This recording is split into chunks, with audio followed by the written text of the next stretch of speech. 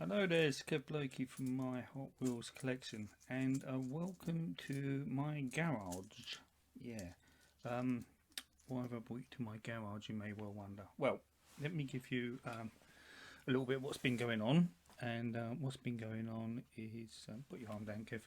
What's been going on is we've been running our King of the Hill since last August. It's going very, very well. Thank you very much for everyone who's participated. Come this August, we will find out who the winning participant is, and they will receive a prize package, which I'm working on at the moment. But anyway, the reason for this video is to tell you what happens come the end of the current King of the Hill season, which is still a few months away, but as I've got something to tell you about, I might as well tell you about it and show you it. And that is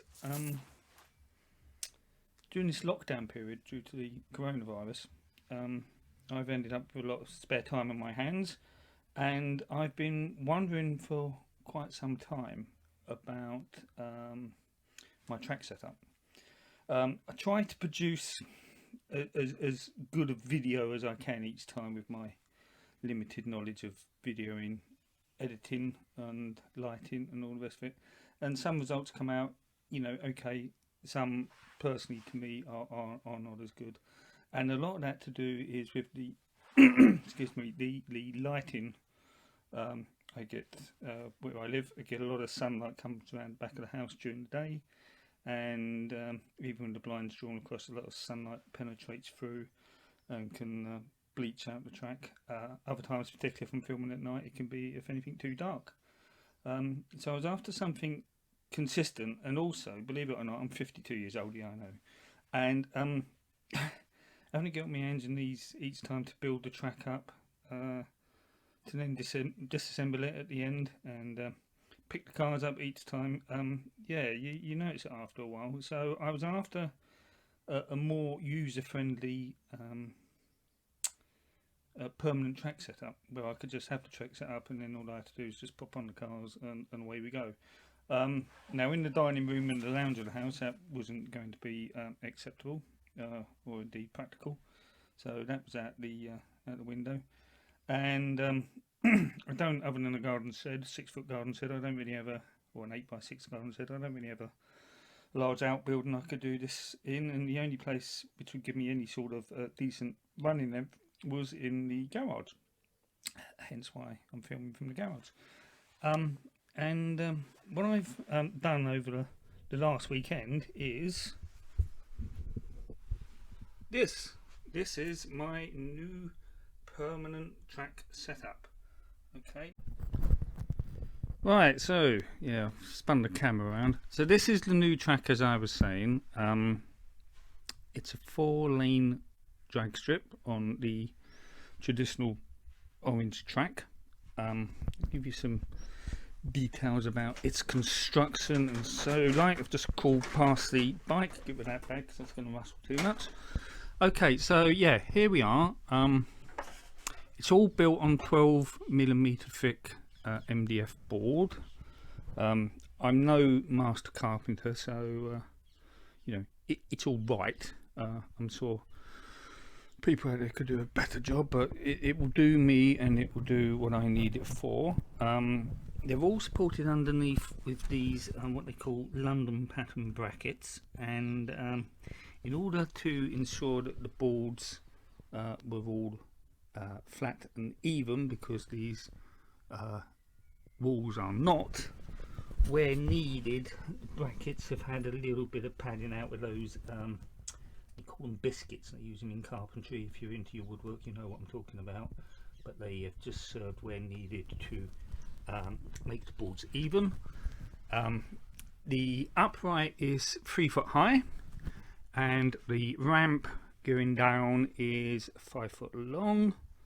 So if you know your triangles, you'll know that that gap from there to the base is about 4 foot, and there are four 4-foot boards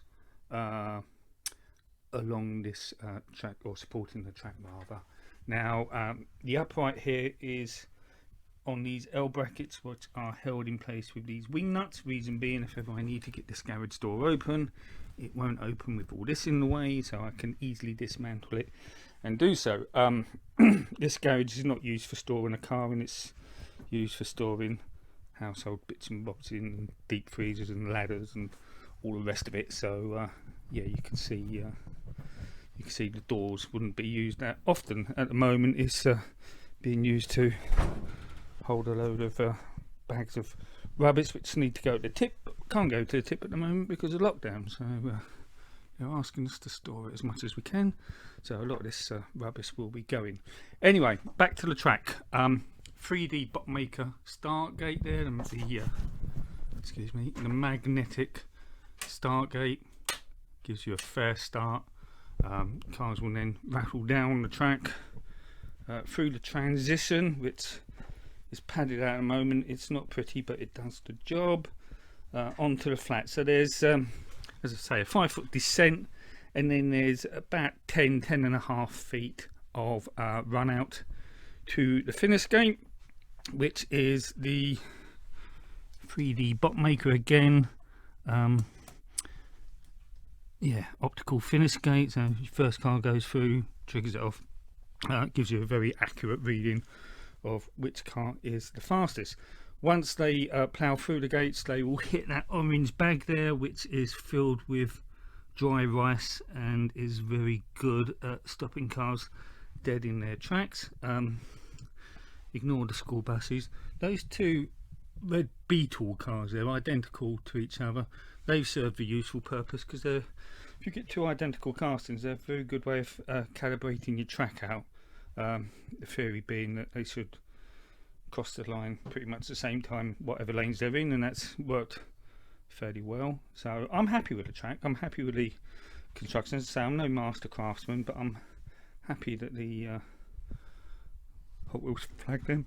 I'm happy that the track has been constructed as well as it could be with my limited skills. The top of the shelves, I will at some point get round to putting some carpet or something of that line down, just to make it more pleasing to the eye. I imagine this would, after a while, will start to show marks and everything. There's the carpet, at least you can hoover it.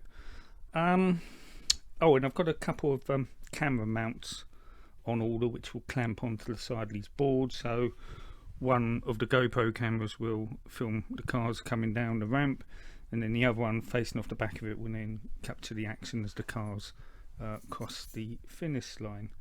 So yeah, this is the new track. I have got a name for it, but I won't reveal that yet because I want to get some signage made up.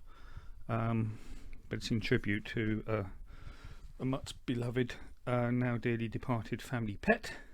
So allow me to have that, and that all will be revealed. So yeah, I suppose you want to see some cars go down, don't you? So yeah, why not? Let's grab these four. We have got the, what's that? I remember what that one's called. The Ford, some form of us. Oh, three-window Ford. Can't remember what year.